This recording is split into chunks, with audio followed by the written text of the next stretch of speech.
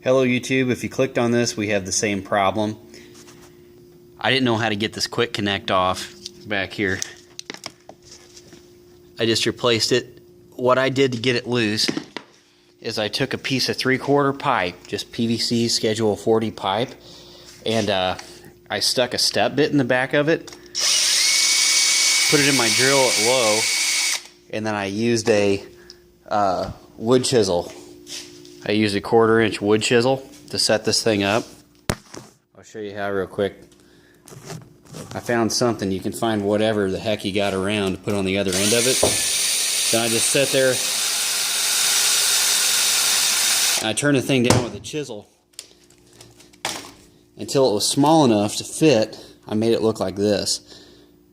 I made it small enough to fit inside of this quick connect.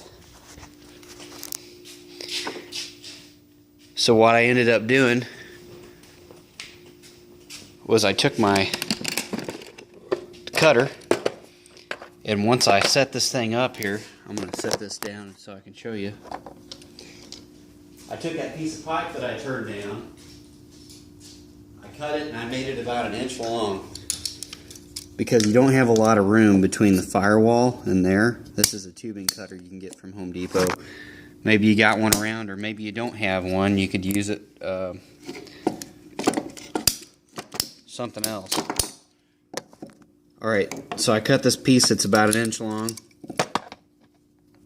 and I wanted to split it in half because you got to get it over the old tube. So I just set it up in the cutter like this.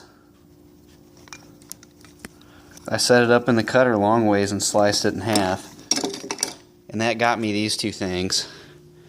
And I was able to reach up behind the quick connect, stick them in there. I shoved one in the bottom first, and then I shoved the other one on the top of it.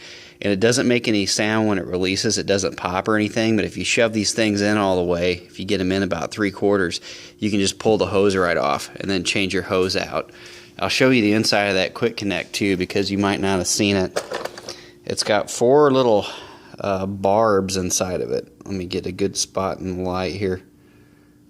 There's 4 little barbs, so you want one of these things to slide down inside of there.